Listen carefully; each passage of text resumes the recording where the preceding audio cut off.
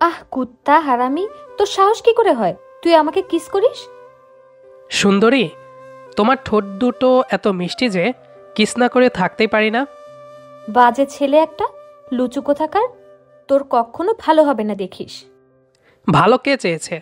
তুমি হলেই হবে সুন্দরী, আমার তো ভালো দরকার নেই। বাজে ছেলে, আমি তোর ভালো না হওয়ার কথা বলেছি, আর তুই আমাকে বলছিস? বলতে তো পারি, কারণ সবসময় আমি তোমার নেশায় ব্যস্ত থাকি। আচ্ছা জান, তুমি এত হট কেন বলো তো? বাজে ছেলে, কি সব বাজে বাজে কথা বলিস? আমি হট মানে? হট মানে বোঝো না?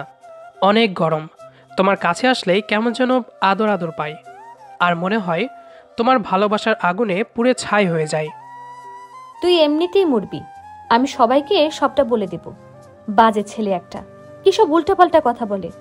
আমি তোর সিনিয়র, আর তুই কিনা আমাকে বারবার কিস করিস, কুত্তা হারামি। বললাম না তুমি অনেক হট, তারপর তোমার ঠোঁট দুটো এত মিষ্টি যে তোমার কাছে আসলে কিস না করে থাকতেই পারি না। আপনি এমন কেন? চুপচাপ হয়ে থাকেন কেন সব সময়?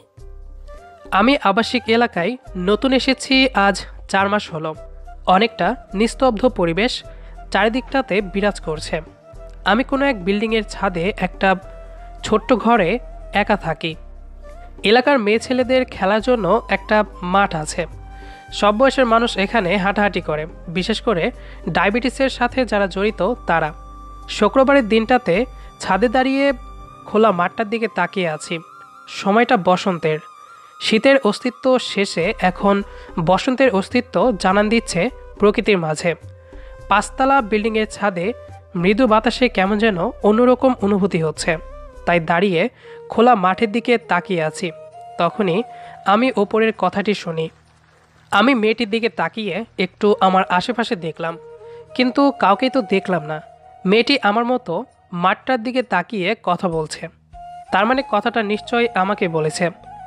আবার আমাকে নাও বলতে পারে, কেননা মেয়েটির কানে হেডফোন আছে। হতেও পারে কারোর সাথে কথা বলছে। আমি চুপ করেই থাকলাম। আরে কি হলো, চুপ করে আছেন কেন? বলুন না, আপনি এমন চুপচাপ কেন থাকেন? সত্যিই কি মেয়েটা আমাকে বলছে?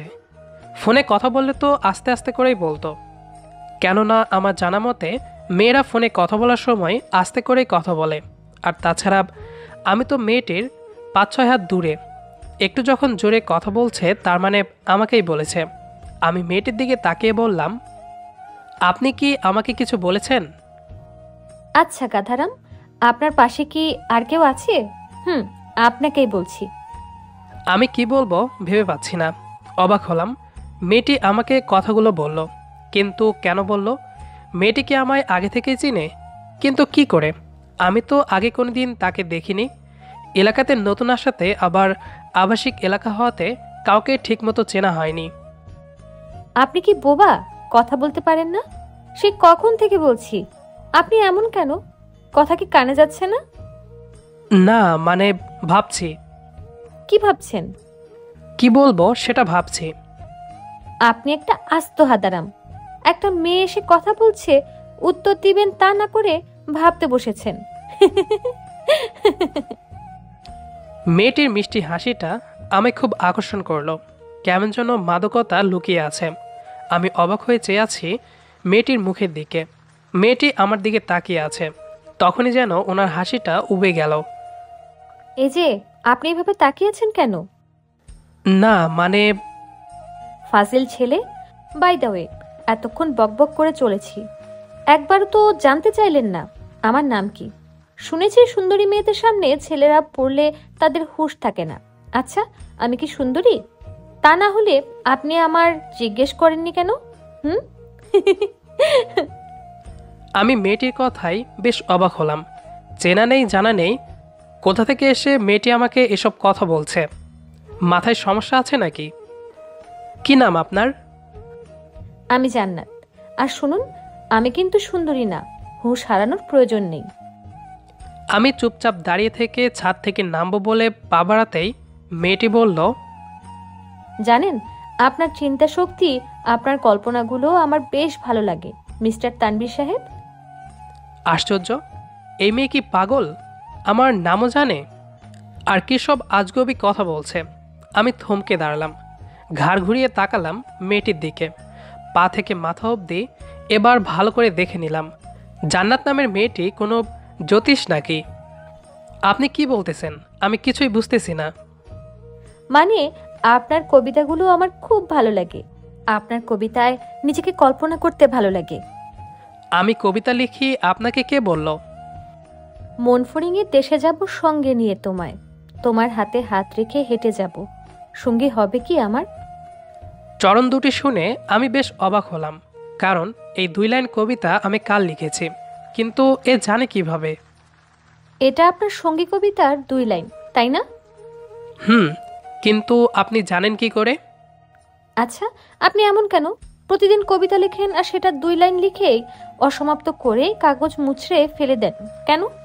জানেন, আপনার লেখা সব অসমাপ্ত কবিতাগুলি জানালা দিয়ে বয়ে যাওয়ার বাতাসের জন্য আমার রুমে এসে পড়ে। একদিন ব্যাপারটা কি খোঁজ নিয়ে জানতে পারি। এটা আপনারই কাজ। কেন এমন করেন? আসলে বাসায় একা থাকি। অফিস শেষে সময় কাটানোর জন্য মনে যা আসে তা একটু সাজিয়ে লিখতে চেষ্টা করি। আর যাই লিখি 2 লাইন লেখার পর আর লিখতে ইচ্ছে করে না। আমি আর কিছুই না বলে জান্নাতের কাছ থেকে চলে আসলাম। আমি চাই না পরিচিত হতে, একদমই ইচ্ছে করে না কোনো মেয়ের সাথে কথা বলতে। এভাবে কেটে যায় 6 দিন। কোথায় যাচ্ছ? অফিস যাব। বাসা থেকে বের হলাম, ঠিক তখনই জান্নাত এসে কথাটা বলল।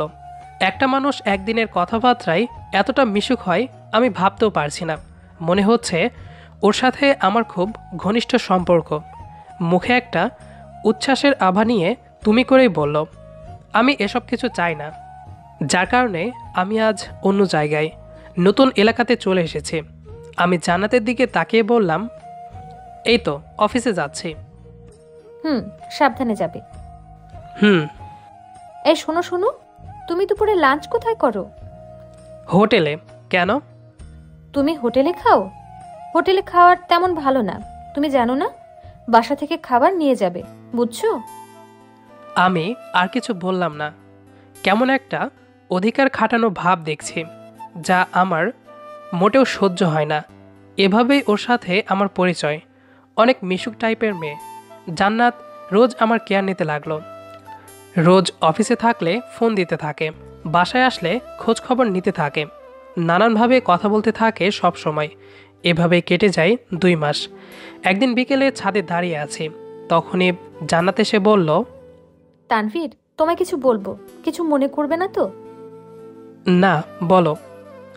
ও খানিকক্ষণ নীরবতা পালন করতে লাগলো, মনে হচ্ছে কথাটা বলার জন্য প্রস্তুতি নিচ্ছে। তুমি আমায় কিভাবে দেখো? ওর কথাটা শুনে আমার আর বুঝতে বাকি রইল না ও কি বলতে চাচ্ছে। একটা হাসি দিয়ে বললাম, তোমাকে আমার চোখ দিয়ে দেখি। দেখো, ফাইজলামি কইরো না। তুমি আমার একজন ভালো বন্ধু। শুধুই বন্ধু, অন্য কিছু না? মানে? আমি তোমায়... ও পুরো কথাটা শেষ করলো না। আমি যা বুঝার বুঝে গেছি, ফিরিয়ে দিলাম ওকে। যখন ফিরিয়ে দিলাম, একটা কান্না আর মন খারাপের আভা নিয়ে দৌড়ে চলে গেল। হয়তো একটু কান্নাকাটি করবে, তারপর অবশ্য করুক, কারণ আমি চাই না এসবের মাঝে জড়াতে। আমার কেন জানি না মেয়েদেরকে বিশ্বাস করতে পারি না আমি। অনেক চেষ্টা করেছি, কিন্তু পারি না। এভাবে কেটে যায় 12 দিন। এই 12 দিনে মেয়েটির সাথে আর একবারও দেখা কিংবা কথা হয়নি। একবারের জন্য সে আর আমার সামনে আসেনি। কিন্তু সত্যি বলতে আমি জান্নাতকে মিস করতে শুরু করেছি। মেয়েটি সবসময় আমার সাথে থাকতো, গল্প করত, হাসতো, কেয়ার নিত, কিন্তু এখন আর সে নেয় না। আসলে ফিরিয়ে দেওয়ার কারণও আছে। আমার সৎমা আছে। আমি দেখেছি সৎমা বাবাকে একটু ভালোবাসে না, আমাকে কেমন পর করে দিয়েছে, তাই এখানে এসে থাকতে হচ্ছে। সৎমাকে দেখে মেয়েদের প্রতি কেমন যেন অসহ্যকর ভাব চলে আসে। ওকে ফিরিয়ে দিলাম। আমার নিজের থেকেও খারাপ লাগতে শুরু করলো। আসলে ভালোবাসা এমন একটা জিনিস, কাছাকাছি মানুষগুলা যখন একে অপরের খোঁজখবর নেয়, ছায়ার মতো আশেপাশে লেগে থাকে, তখন ভালোবাসা এমনিই তৈরি হয়। আমার খারাপ লাগছে কেন? আচ্ছা, আমিও কি ওকে ভালোবাসি? এটা তোমার জন্য। ওকে ফিরিয়ে দেবার 14 দিন পরে ওর সাথে দেখা করি, যেখানে আমাদের প্রথম দেখা হয়। আমি ওকে আসতে বলেছি। আমার দিকে তাকিয়ে সে চমকে উঠল। সন্ধ্যার পর তাকে ছাদে আসতে বলেছি। কি এটা? খুলেই দেখো। এটা তো শাড়ি, আমার জন্য।